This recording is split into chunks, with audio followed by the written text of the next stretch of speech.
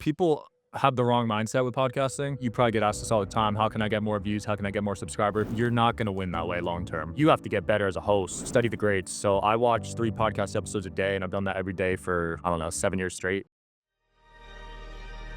Love Gangster with Adrian Boysel.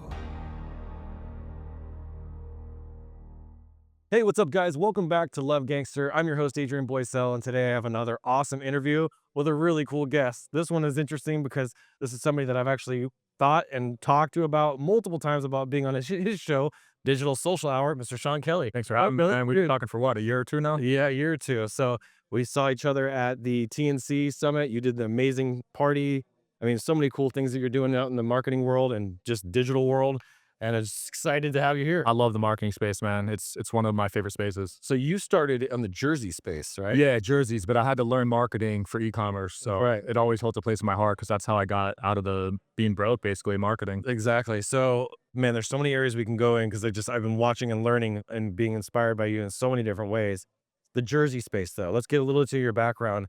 What was the origin of that, and how did that end up becoming so big? Yeah, so bigger picture, that was basically, looking back at it now, that was my foot in the door with a lot of podcast guests I have on the show. What I was doing was creating custom jerseys for celebrities and influencers. Yeah, which sounds pretty common these days, but back then, no one was doing that. that's right. So I could have your name on the back, your number, put your whatever artwork you wanted on the jersey, send it to you, and I wouldn't charge them $1. So I got on their good side. So when I started the show years later, they were down to come on. Wow. You know what I mean? So I was not knowingly playing the long game with that. That's the growth hacking strategy. So what was the intention for making these custom jerseys and sending it to them? At the time, it was, to make money, business, because the eyeballs would lead to them showing their customers their jerseys and maybe buying them on my site. Got it. But now looking back at it, I'm so glad I did that because a lot of people would want to charge to send those out. And I spent probably tens of thousands just sending them out in my own pocket, but it definitely paid off. Yeah. I mean, you've had some of the biggest names on your show. Let's talk a little bit about the show and just how many interviews you're doing on a monthly. When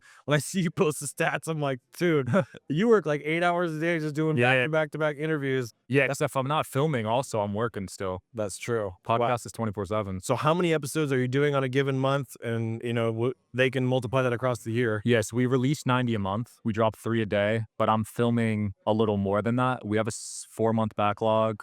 So I'm filming about maybe 20, what's 20 a week? Yeah, 15 to 20 a week. Wow. But not all of them make the cut. I have pretty high standards. So yeah, we got quite a backlog, and now I'm filming in new cities, which is interesting. Oh, I really love experiencing cultures. touring then. Yeah, I just got back from Nashville. Next month I got Phoenix, and then December Salt Lake. Wow. Having a lot of fun traveling and filming. And what was your official start date? It was the first episode released March 7th of last year, but we started filming late January or early January, somewhere in January. Yeah, I remember. About a year and a half. I remember when you first, because it was mostly around the Jersey stuff first, and then all of a sudden I started seeing you putting out the episodes.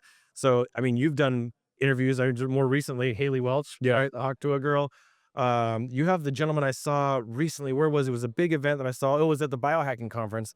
The black guy's name, Billy Carson. Billy Carson. Yeah. He was there. I mean, I've seen him on your show a few times. He's one of my favorite guys. Shout out to Billy. He's brilliant. Absolutely brilliant. He's some of the best podcast interviews you had on there. Oh, easily. So what would you say in the time you've been doing this, even a short period of time, you had massive success? What have been kind of like 3 of the biggest lessons that you've learned from podcasting? People have the wrong mindset with podcasting. So you probably get asked this all the time. How can I get more views? How can I get more subscribers? Yeah. That's like a terrible mindset in my opinion, because you're not going to win that way long term, maybe short term, but you have to get better as a host. So first lesson would be to study the greats. So I watch 3 podcast episodes a day, and I've done that every day for, I don't know, 7 years straight. Wow. I used to watch Rogan with my dad back in the day. Yeah. Be a student of the game at all times, no matter how successful you get.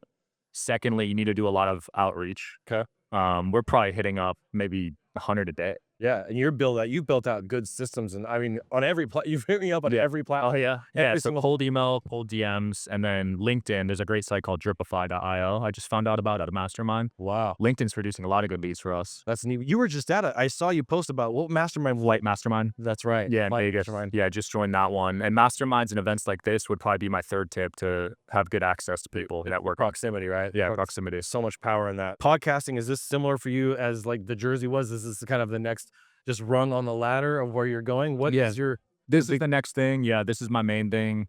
I've been getting offers on the show lately. But even if I do sell it, I'm still gonna do it. Like, and with any other company I've been part of in the past, I would have left. I did it for money mainly, but yeah, this podcast just feels different. The purpose is there, having so much fun. I'm meeting some incredible people, man. There's some big ones coming up. So So you've taken such a unique approach. Most people that do podcasting, they find like a super niche and they're going to talk about faith-based business people, or they're talking about conspiracy theories, or talking about real estate investing, right? yeah, You have gone so broad into every crevice and nook and cranny in the podcasting space, from every topic and industry.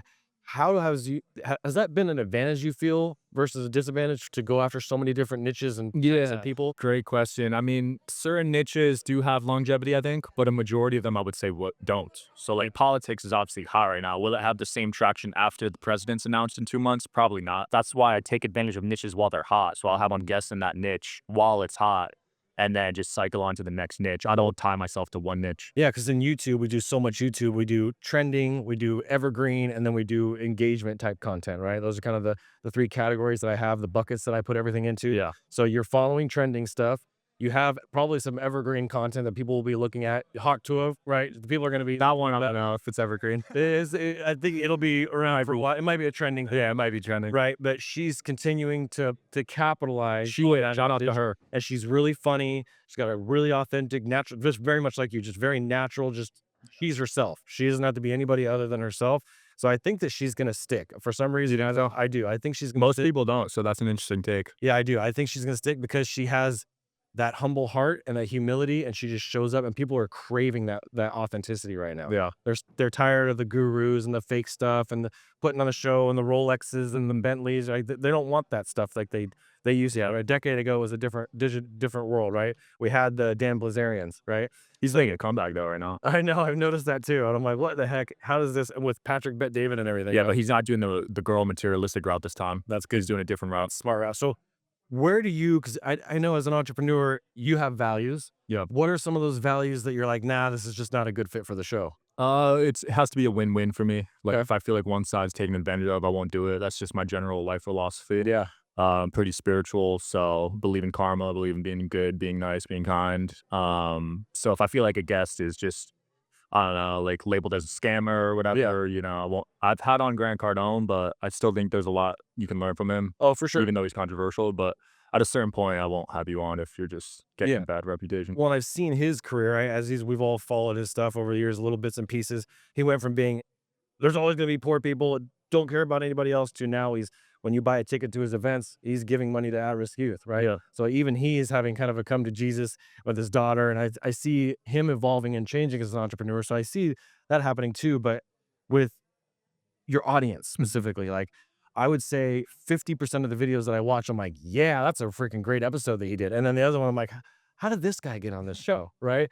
And so you're going to have that with your feedback. I'm sure you get a lot of feedback. Do you find that actually kind of helps you with some of the negative feedback from guests? It does. You say we're in a mall, but in general, the most viral videos do have debate in the comments. So that's something that you got to play into as a social media content creator. But I read some negative stuff, and yeah, I'm taking some advice sometimes, but you got to look at also who's saying it. So sometimes trolls are just going to troll. Trolls are just going to troll for sure. So podcasting business, yours is, very video centered, especially with social media. How do you find that the YouTube side of things versus like the podcast versus the social media, like what has been the best traction for you between the three? I knew I didn't want to compete on the long form. There's too many shows that have been around that are dominating. It's very hard to win long form audiences. So that's a losing game for most people looking to enter the space. Yeah. I saw a gap in Instagram. I did not see a lot of podcasts crushing it on Instagram. Even like all the top shows you could think of, they don't really pull what they should be on Instagram and TikTok. So my philosophy was to focus on the short form. Yeah. And that's also how you could get big guests, because when they go on your page and they see your short form crushing it, Yeah. they want to come on. They won't even look at your long form. So Right. yeah, we got a decent YouTube because I ran a lot of ads, but that's more just social credibility. Man, that's huge. I love doing social impact. That's my thing. I pivoted my agency, all my businesses, everything I've been doing to making the world a better place, right? If it doesn't help somebody in some way, thanks, but no thanks. Best of luck to you. Wish you much success. If you're chasing money, you're chasing vanity, any of that stuff, it's just not for me. And I found that I have repelled some people, right? Which obviously your content will do too, but then also the people that I want to do business with, that I want to attract, have come to me and they're like, I did that. I'm working with you. I'm reaching out to you. I'm hiring you because of the fact that you're going after purpose, right? Purpose-driven entrepreneurs. We're not just trying to make money, but they want to make the world a better place, right? So for you, what is the bigger play in terms of podcasting? Are you looking to get clients for something else? Like, how do you translate making money on podcast episodes, right? Because I know people have to pay to be on your show. How do you translate that and move that into something bigger? Yeah. As your I'm still figuring out, but right now, what I've built is a community. So it's a WhatsApp chat of all the That's previous right. guests. I heard about that. There's 950 people in there, and I think that's a big reason why I've never had a single refund, because people are in a group chat with, all my previous guests, and they have access to them. That's true. And you're not allowed to promote in the chat, so you can only provide help.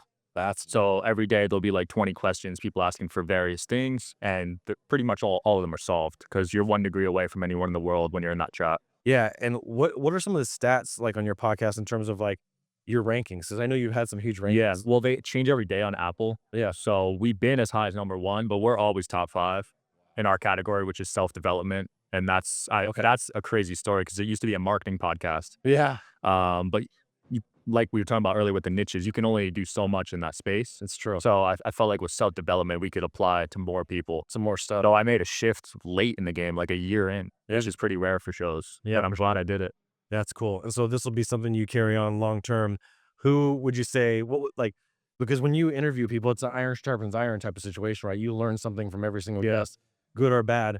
What are some of, I would say, just a couple of the biggest things that you picked up from people? Yeah, I try to take one thing from every guest and apply it or incorporate it somehow. So there's so many different things. Like you had Eddie on there. Which Eddie? I've had a few. Eddie Malouf. Yes, had him on a few days ago. Yeah. Yeah. That was an interesting one, man. Just learning about owning professional sports teams, and being raised in a family that has a ton of money. That always fascinates me because most of those people end up with some mental issues. Yeah, right. True. So, but yeah, I learned something from everyone, man. It's hard to think of just a few things. Well, did you have a family that came from media or public TV?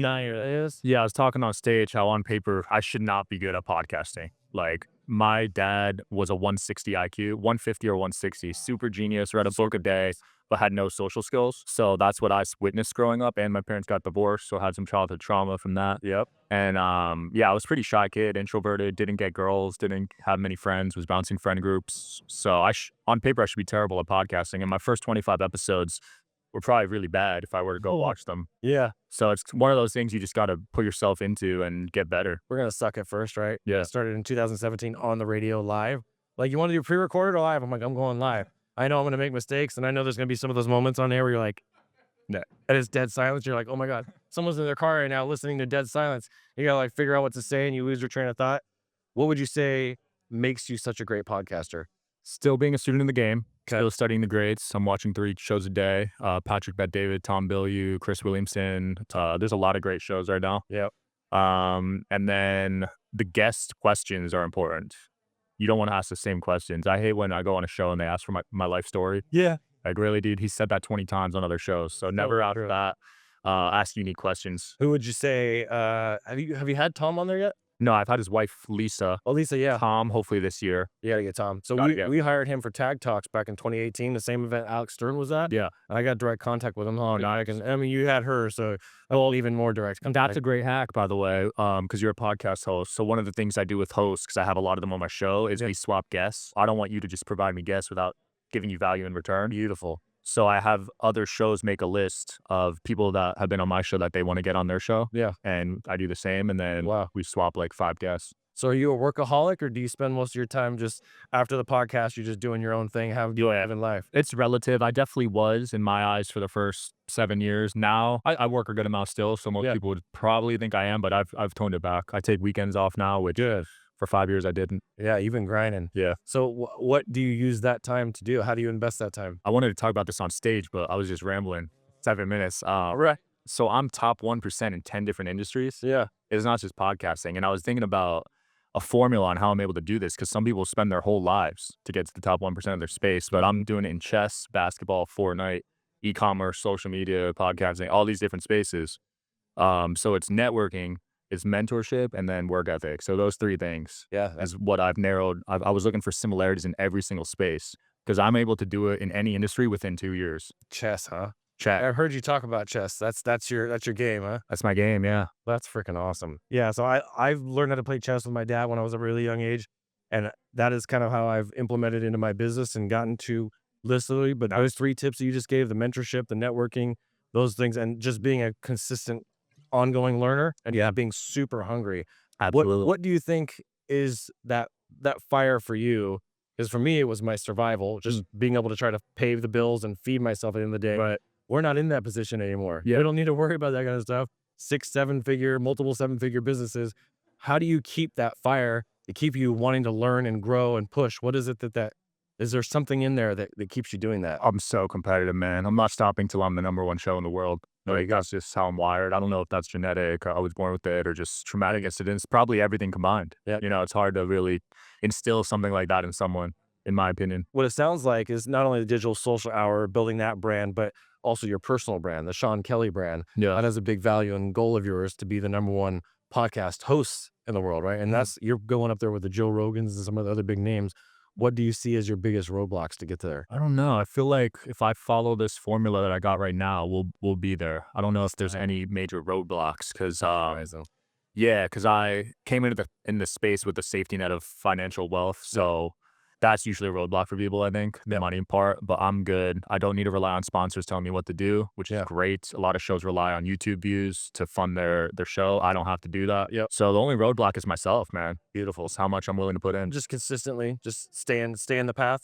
Yeah. Yeah, most people self-sabotage and do something when they're right. Because the guests are leveling up every month. So yeah, if I just follow the formula I got, yeah, anyone's within reach. That's what I was going to say, is like probably one of the last questions is the guests, right? Leveling up those guests and getting better and better, more accolade, people like Greg Reeds, people, Alex Stern, and, all these people. What has been kind of your go-to strategy besides the cold DMs? Like, how do you get somebody that's at such a high caliber to be like, hey, I've done 400 episodes a month. I want to have you as one of them. When you have a show that just caters to so many people, how do you make your show stand out and be? Yeah, I don't think there's one set formula, but I'll give a few examples on how I got certain guests. So with Gary Brecka, I had his wife on first. That episode did really well, so it was easy to get him. Yep. With Tulsi Gabbard, I had on Carrie Lake first, and then someone else, and then had her on. And now Charlie Kirk's coming on. So it's like a snowball effect. That's cool. You got to get one person in each industry that's somewhat big. Yep. That'll lead to bigger people in that space. And then once you get that big person, you can get anyone in that industry. Those lighthouses. Yeah. So I'm tackling each industry one by one. And I'll probably work my way up to Trump in the next few months, honestly. Yeah. I think I see you definitely having like a really high level mastermind just because of all these skills you're accumulating with that. And like, about View It, right? Obviously. And the View It channels and being able to monetize more merch and more products and premium content that you can do, because not everything's going to make it, right? And I just see, so much being able to happen with your stuff. And that's why I've been following your stuff so close. Like, I comment on probably 1 out of every 4 videos. I appreciate You're posting, because I want to support you and I see what you're doing. And ever since the bad marketing party, just getting to hang out and talk about it there. That was a great event. Shout out to Eddie. Dude, Eddie and freaking Ashton, man. Those 2 guys are just animals, man. So last thing I'll say is we like to end every single show with a social impact challenge. What is something that somebody's watching this, what can they go out and do today to make somebody's life better? I would just say recommend them a podcast episode that impacted them. It's that easy. That's a good one. Go figure from the podcast guys. So that's your challenge. Go recommend a podcast episode because it makes somebody's life better. Report back to us. Follow him on social, Digital Social Hour. Sean Kelly, check his stuff out. You have a website too? Yeah, digitalsocialhour.com. Digitalsocialhour.com. Report back. You'll be swimming with the fishes, capiche? Boom. All right, guys. Thank you so much. This is the Love Gangster. We'll see you guys on the next episode. I'm Adrian Boysel, and as always, keep looking up. Came here to fill the void. I am love. I am peace. I am joy.